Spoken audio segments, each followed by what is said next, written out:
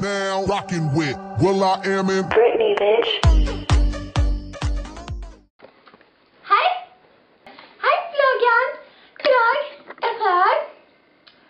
Og jeg skulle... Det er noen... Nummer 1. Hvor mange kjærester har du hatt? Jeg har hatt... 25, sånn cirka. Ja, neste spørsmål. Hvor gamle var de og du? Noen ganger var det folk som var eldre enn meg, og noen ganger var det folk som var like gamle som meg. Jeg går helst for de eldre. Er du singel nå for tiden?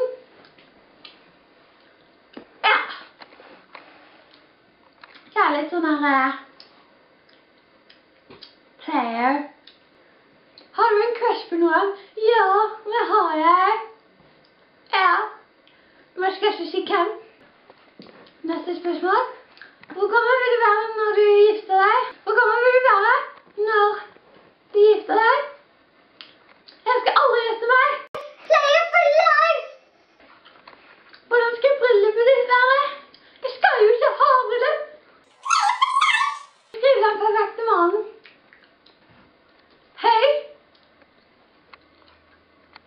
Krøllete hår.